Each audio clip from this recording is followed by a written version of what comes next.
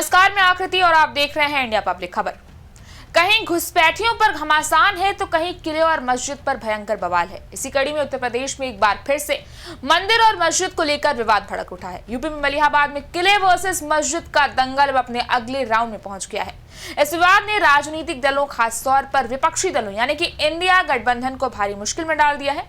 दरअसल यहाँ एक पुरानी इमारत को लेकर हुए विवाद में स्थानीय मुसलमान और दलित पारसी समुदायों के लोग आमने सामने आ गए हैं, जिसके बाद अब समाजवादी पार्टी के लिए भारी मुश्किल खड़ी हो गई और विडंबना यह है कि वो इन दोनों ही समुदायों में से किसी एक पक्ष को चुन नहीं सकती है। दरअसल मुस्लिम समुदाय समाजवादी पार्टी के पीडीए यानी कि पिछड़े, दलित और अल्पसंख्यक समीकरण का एक अहम हिस्सा है। हालांकि साल 2024 के लोकसभा चुनाव में बड़ी संख्या में पारसी समुदाय के लोगों ने भी सपा का समर्थन किया था। इससे सपा को यूपी में अब तक की सबसे बड़ी जीत मिली थी। वहीं दूसरी तरफ इस विवाद से अब बीजेपी ने एक अच्छा मौका तलाश लिया है, जब वो पारसियों को वापस अपने पाले मिला सकती है। पारसी समुदाय ने भले ही 2024 में सपा को समर्थन दिया था, लेकिन वो उससे पहले के कई चुनावों में बीजेपी की समर्थक रही थी। फिलहाल मलिहाबाद में इस मंदिर मस्जिद को लेकर स्थानीय प्रशासन ने विवादित इमारत को सील कर दिया है और अब उसमें किसी भी समुदाय को नमाज या पूजा के लिए जाने की इजाजत नहीं है। इधर इस पूरे बवाल पर लखन आर्मी के सदस्य सूरज पासी के नेतृत्व में पारसियों का दावा है कि मलिहाबाद के कसमंडी कला गांव में मौजूद ये इमारत एक प्राचीन किला है, जिसमें भगवान शिव का मंदिर है। इसे 11वीं सदी में राजा कंस पासी ने बनवाया था।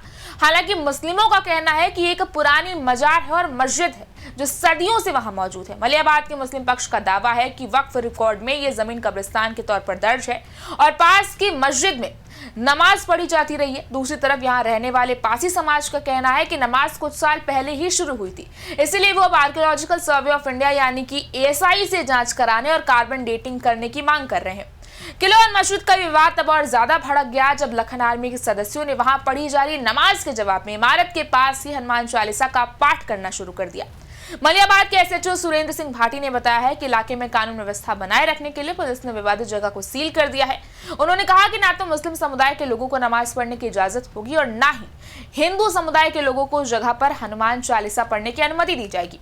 मलिहाबाद में हालात को काबू रखने के लिए प्रोविंशियल आर्म्ड कांस्टेबलरी PSC की एक कंपनी तैनात कर दी गई है। उधर मोहनलालगंज से समाजवादी पार्टी के सांसद RK चौधरी ने मीडिया से बातचीत में बताया कि इस विवाद के पीछे कोई बड़ी एजेंसी हो सकती है। उन्होंने आरोप लगाया कि बीजेपी के समर्थन के बिना इतने बड़े पैमाने पर विवाद पैदा नहीं हो सकता था। बहरहाल इस विवाद से मुस्लिम दलित सामाजिक गठबंधन में दरार आ सकती है, क्योंकि साल 2024 के लोकसभा चुनावों के दौरान राज्य के कुछ इलाकों में यही स्थिति देखी गई थी।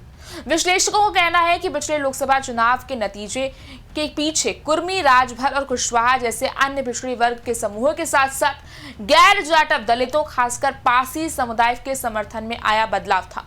पारसी राज्य में दलितों का दूसरा सबसे बड़ा उपसमूह है। यूपी में कुल वोटरों में पारसी मतदाताओं की संख्या करीब 5% है। वोटरों के समर्थन में आया बदलाव मोहनलालगंज, बाराबंकी और अयोध्या जैसी कई सीटों पर बीजेपी का हार का एक अहम कारण बना था। समाजवादी पार्टी के उम्मीदवार RK चौधरी और अवधेश प्रसाद ने मोहनलालगंज और अयोध्या सीट से जीत हासिल की थी और बाराबंकी सीट से कांग्रेस के तनुज पुनिया जीते थे। हालांकि पूर्व केंद्रीय मंत्री और बीजेपी के पूर्व सांसद कौशल किशोर ने इन आरोपों की बेबुनियाद बताया। उन्होंने कहा कि पारसी समुदाय की मांग सिर्फ राजा कंस पासी से जुड़े किले को आर्कियोलॉजिकल सर्वे ऑफ इंडिया जैसी एजेंसियों के जरिए सुरक्षित करने तक सीमित थी। उन्होंने कहा, साल 2025 में मैंने पूर्व deputy CM doctor Dinesh Sharma को उस जगह पर बुलाया था और पारसी शासकों द्वारा बनाए गए विभिन्न किलों और इमारतों के संरक्षण करने की मांग को लेकर कार्यक्रम आयोजित किए थे। इसके जवाब में सूरज पासी ने कहा कि उनका ध्यान किलों को सुरक्षित कराने पर ही है। उन्होंने कहा, यदि मौजूदा सरकार के तहत इस ढांचे को सुरक्षित किया जाता है तो समुदाय इसकी सराहना करेगा। मैंने पारसी समुदाय के सांसदों को भी पत्र लिखकर इस मुद्दे पर उनका समर्थन मांगा है और यह सुनिश्चित करने को कहा है कि किले को सुरक्षित किया जाए। खैर, फिलहाल इतना तो तय है कि मलिहाबाद में सब कुछ सामान्य नहीं है, लेकिन कानून व्यवस्था को बनाए रखने के लिए पुलिस प्रशासन अलर्ट पर है। अब ये मामला सिर्फ किले और मस्जिद के दावे तक सीमित नहीं रहा है, बल्कि इससे कहीं ज्यादा आगे बढ़ गया है, जिससे अब सामाजिक पहचान, राजनीतिक समीकरण और नई पीढ़ी की गोलबंदी भी अब सामने आने लगी है।